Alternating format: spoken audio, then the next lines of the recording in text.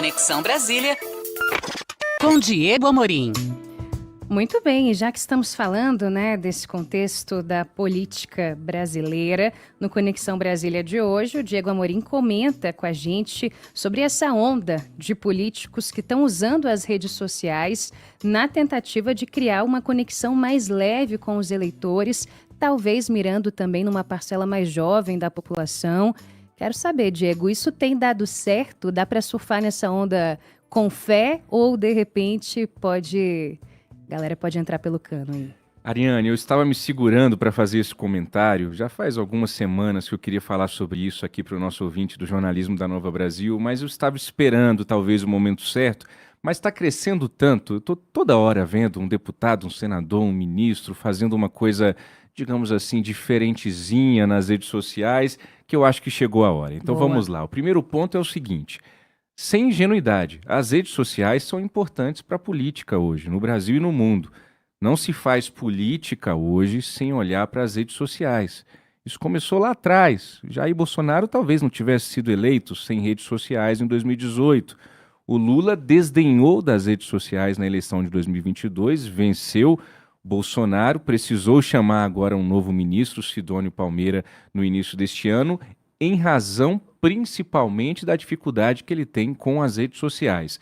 A campanha política hoje no Brasil, Ariane, não somente no Brasil, no mundo inteiro, é também uma campanha virtual. E cada vez mais virtual. As eleições municipais do ano passado mostraram isso pra gente. Então, dito isso, que eu não estou aqui ignorando por completo a força das redes sociais na política, longe de mim, dito isso, vamos lá. As redes sociais, elas só vão funcionar para aquilo que a gente entende por boa política se elas forem um complemento daquilo que é feito na vida real. Eu não quero só uma política virtual, Ariane Bittencourt e você ouvinte. Eu não quero um político só de rede social, porque senão a gente cria um político na inteligência artificial hoje em dia. A gente chama o Fernando Barra, nosso colunista aqui da Nova Brasil de inteligência artificial, cria o nosso político ideal e a coisa está resolvida. A gente não quer ficar ali só no celular vendo o político, a política fazendo gracinha. Porque se for assim, vai entrar no balaio da superficialidade das redes sociais, onde todo mundo é feliz, onde todo mundo é bom, onde ali tem muita espuma, muita aparência, muita superficialidade, repito.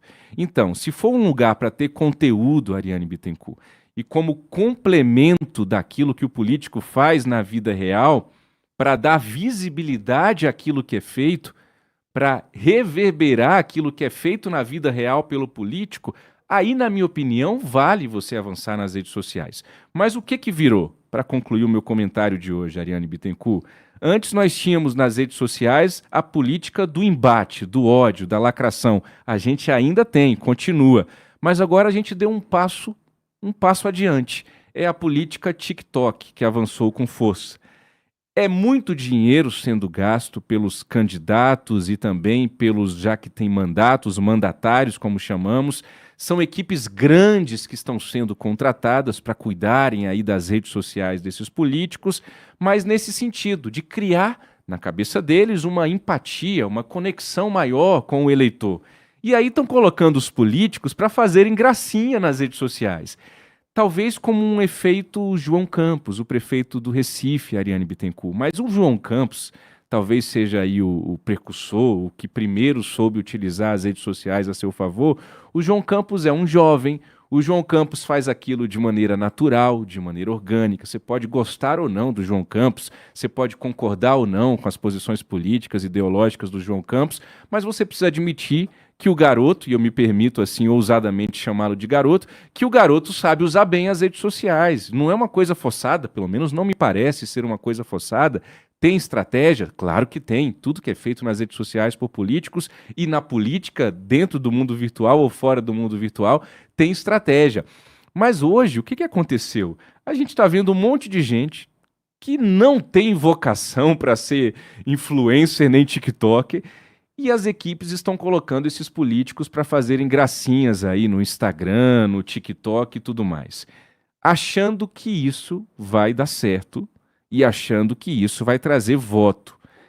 Para mim, Ariane Bittencourt, em muitos casos, e eu não vou citar nomes aqui para não personificar o meu comentário, Para mim está fazendo efeito contrário. Tem alguns conteúdos que eu olho assim, que eu vejo alguns políticos fazendo umas gracinhas que eu falo, vixe, ainda mais a gente que conhece aqui em Brasília, Opa. que sabe lidar com essa gente já há um bom tempo, na hora que que vê essas pessoas nas redes sociais, a gente vê, não é essa pessoa, isso aqui tá forçado demais, isso aqui tá vergonhoso, eu tenho um sentimento de vergonha alheia quando eu vejo, às vezes, alguém ali fazendo um roteirinho que algum social media pediu para ele fazer. Isso não vai definir voto. Vai definir voto mesmo? Uma pergunta que eu faço para você, ouvinte, para concluir aqui o meu comentário. Um político que te faz gracinha nas redes sociais e que tenta chamar a sua atenção, contando uma piadinha, fazendo uma dancinha, isso muda o seu voto? Talvez mude, mas mude no sentido contrário àquilo que esses políticos estão imaginando.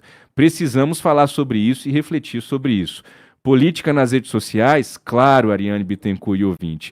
Agora, transformar a política no mundo virtual, praticamente 100%, como muitos querem, aí é melhor então, vamos economizar, não tem que cortar gastos? Fecha o Congresso Nacional, claro, estou fazendo aqui no sentido figurado, quem sou eu, vivo o Congresso Nacional, vivo a democracia sempre. Mas é a minha crítica aqui, se for para colocar todo mundo só nas redes sociais, então fecha o plenário, acaba as comissões, deixa todo mundo fazendo gracinha no Instagram e no TikTok e vamos tocar a vida, Ariane. Excelente reflexão, hein, Diego Amorim? Ele vai falando, a gente vai lembrando de pelo menos 3 nomes por segundo para a gente refletir. Gente que consegue mandar bem e outros que nem tanto.